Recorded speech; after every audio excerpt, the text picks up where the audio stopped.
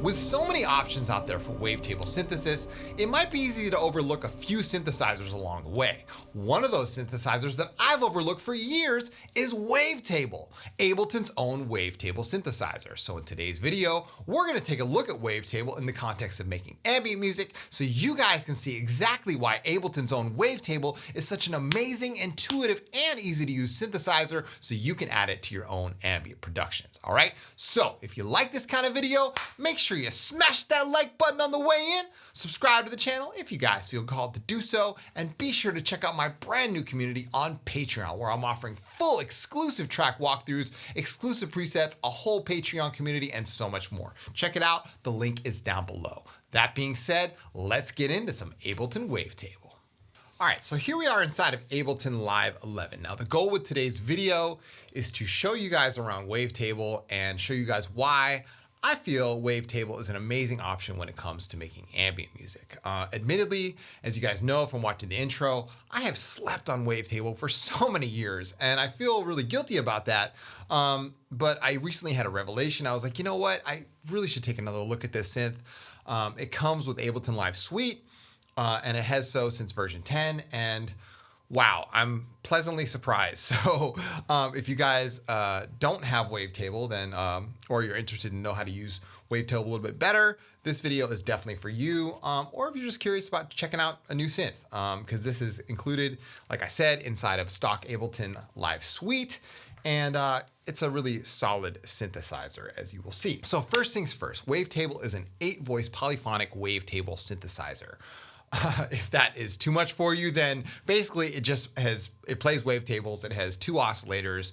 It's got a filter, a full mod matrix, a couple LFOs, 3 envelopes, and it's really solid when it comes to performance as well as sound quality. And that's what impresses me so much about it. The Wavetable comes stock with a bunch of wavetables already, but if you want to add your own, it's not exactly, it is straightforward, but there are some caveats that I've run into importing my own wavetables, such as sometimes when you're importing wavetables, they might not come out as clean as you would like. Sometimes if you try to record or resample inside of Ableton, it does not work. I'm on a PC here, and I have realized that if you set it to audio file recording type wave, it doesn't work. AIFF does work. But the best tool that I've found for exporting wavetables and then importing them into Wavetable happens to be Serum. So if you do own Serum, I highly recommend you check that out and then just load up a wavetable in Serum and then export it as a 16-bit WAV file, and it comes in perfectly inside of Wavetable. You can also use any other sample. So your mileage may vary. Try a bunch of different samples. You can just drag them in from the browser as I'm about to do, but that's what's up with the import-export. So I'm gonna pull in a wavetable from one of my recent Patreon packs. So if you want to check out some of these wavetables, please join us on the Patreon. I just dropped these wavetables for patrons of all tiers. Now, Wavetable does a great job of showing you the waveform in 3D. And so you can move the position slider right here, and I'm just going to play the keys.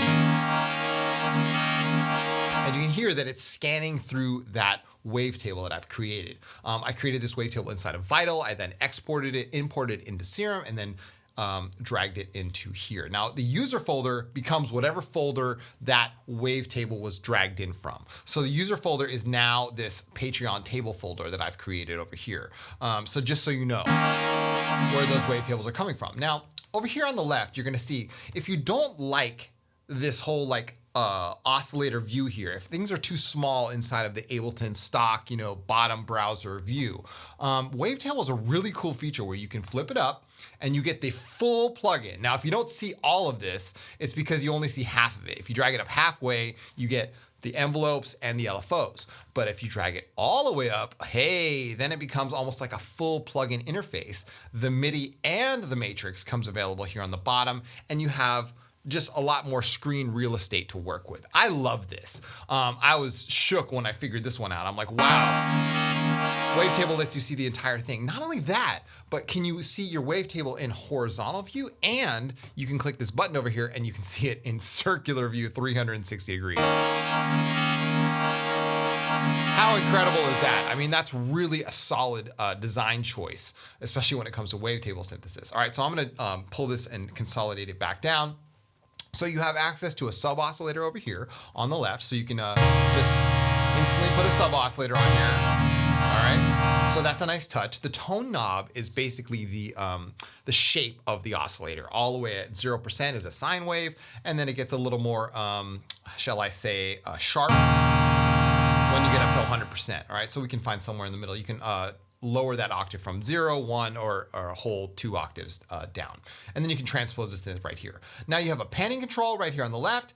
And then you also have one of the most important parts of the synth is these warp modes. So if you select none, then these become grayed out. But if you select modern, you get a warp factor right here. And you can start distorting the wavetable left and right. You can actually fold it right here, which sounds like the harmonic stretch in vinyl. So that's really nice. So you can do a bunch of different things to further distort your wavetable. I'm gonna set these back to 0. And then you can see that you have detuning over here. And again, the position slider, you can also view the wavetable in 360 degrees just by clicking that button right there. So let's move on to the filter section, and then we're gonna talk about modulation. So in the filter section, you have 2 filters. You can run them in serial or parallel. The second filter is accessed by clicking it on right here, and then you have access to it. But the filters are still gonna run in serial until you put them in parallel, which means now we have 2 separate filters. So I'm gonna turn off filter 2 and just run filter 1 here for now. And you can see that we have access to a 12 or 24 dB slope right here. And then you also have access to 5 different filter models. Now the filter models are based on, some are based on old school mono synths, and they're basically modeled off existing filters already. The clean version is modeled after the same type of filter in the EQ8. So it sounds really nice. And if you're just gonna go for a basic clean low pass filter, that's the one you wanna choose. All right, so that's cool. So we're gonna run this back in serial. And then we have full resonance and frequency control here. Okay, so that's as much as I'll say about the filters. Now let's talk about modulation. When it comes to modulation, Wavetable has a really intuitive way of doing it. So if you come over here to the matrix, you're gonna see that anything that we touch immediately shows up on the mod matrix, okay? So if you wanna, say, modulate the position of the wavetable slider, all right? So I'm just gonna press a key. You can see that oscillator 1's position shows up here, and you can modulate it with regular envelopes or the LFO. So let's just select LFO 1 here. And you can see that now we are starting to modulate. Okay, where is that LFO? It's found in the mod sources tab. We're gonna select mod sources. And now we have LFO 1 and 2 here, and we can lower the rate of LFO 1 and give us something closer to what we do in Serum or Vital. Okay, so let's just lower this down. And let's come back here to the mod matrix, increase the amount. And then now we're in business. All right, so now we're sliding all the way through our wavetable with an LFO. It's a really nice, really easy way of doing this because you have access to the mod matrix right there on the screen. Now again, if you want to flip this up, you have access to the mod matrix down here, and we can do the same thing just by clicking this, and you get a wider view of it. It's really nice. I love all the touches that they've done to really make this synth accessible, okay? So the modulation is in bipolar, all right? So we're going up and down. I'm gonna slow this down just by a little bit. Maybe we'll make it like, there we go. Nice. All right, cool. Now if I come back to the matrix and I select warp and I just click on warp, as you can see, some of those options disappeared and warp showed up. So if I just ever so slightly start warping the synth, you're gonna see it starts bending based on that warp factor. And again, in the mod matrix, that's how much of the warp that we're actually performing. So then if I select fold, you can see it show up here, oscillator 1 fold. There we go, all right? So now we're starting to sound like something that more like a pad, okay? Coming over to the MIDI tab over here, say you wanted to modulate the filter with some sort of MIDI operation, such as aftertouch or something like that. You can just come over here to the press right here, and if I just want to press it down, that's the warp position. I can select the filter frequency, it shows up, I can press it down. And now when I press down the keys, the filter opens up, all right? Everything here is very intuitive. You can select velocity, you can select note, you can select pitch bend, the mod wheel, you can set up all of your modulations here inside of the MIDI tab, all right? So we're off to a great start here. Now, the last thing I want to do is bring your attention over to the right-hand side.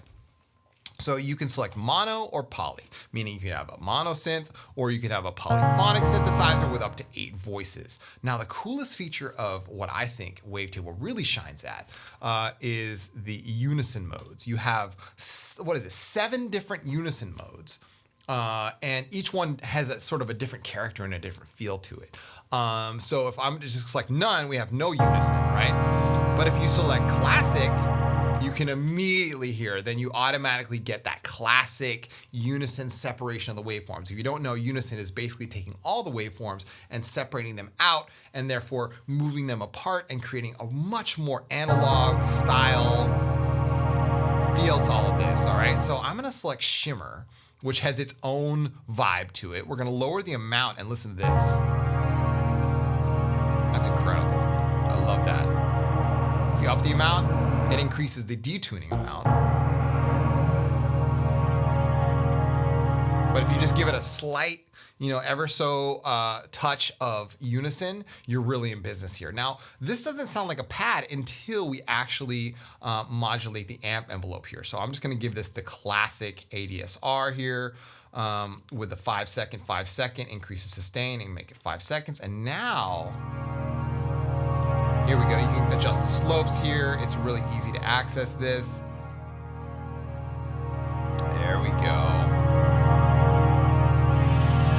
All right, we can take LFO2 here and maybe do some modulation on the frequency of the filter. Okay, so let's do that. In the mod matrix, LFO2 shows up here when I select frequency. I can select LFO2. And now we're moving there automatically. If I add some delay and some reverb, now we're gonna be cooking. Watch this.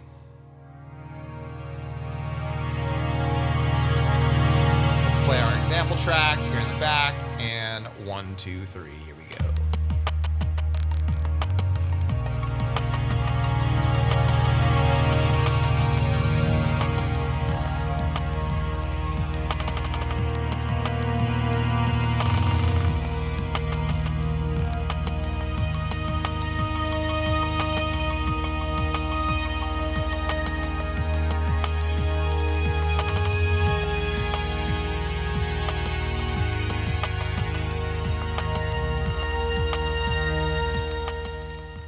So as you can see, we didn't even touch Oscillator 2 yet. That was just one Wavetable instance with one oscillator and a filter. How incredible is that? So, final thoughts here on Wavetable. We could add a second oscillator. Let's drag in another Wavetable here. And as you can see, now we have full access to everything that we did before on Oscillator 2. To click on Oscillator 2, you're gonna select it here just by clicking on this square. And now we have Oscillator 2 running. Let's do some quick work here on Oscillator 2. All right, maybe we'll increase this amount, like we'll make it higher. So 12 semitones higher, okay? We can lower the volume here.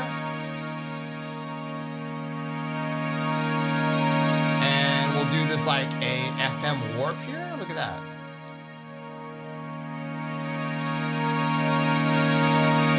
Oh yeah. Select a second filter. We'll make this a high pass. Put these in parallel. There we go, right? Okay. We'll increase the reverb here. There we go. Filter to frequency can be modulated with LFO1. Perfect. Excellent. Position can be modulated as well.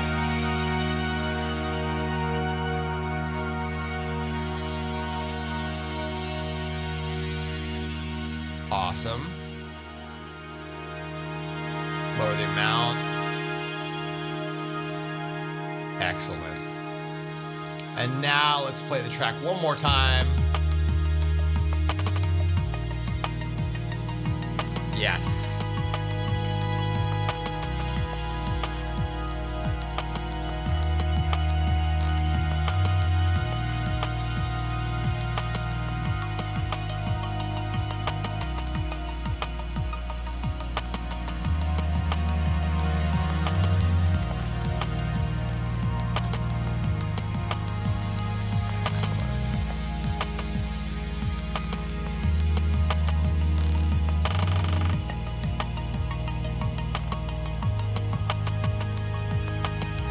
I should also mention that all of the controls inside of Wavetable automatically show up on the screen of my Push 2. So if you want to just forget about the screen entirely, you have access to the entire suite of controls here on Push 2.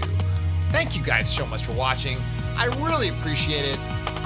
This is such an amazing synth. Admittedly, like I said, I've been sleeping on it for so many years, but not anymore. I think I'm going to use Wavetable in many instances when I'm just searching for something that's quick, it sounds good, and it's a deep synthesizer. Despite its simplistic design, it's extremely deep and the results are fantastic. So I hope you guys found this video useful. Again, if you want to get hold of those wavetables that I used in today's video, you can join my Patreon. The link is down below for as little as $3 a month. You get full access to a full Patreon community, wavetables, presets, one-on-one ambient coaching, and so much more. My name is Chris from Signs of Life. Appreciate you guys. Take good care, stay inspired, and I'll see you guys in the next one.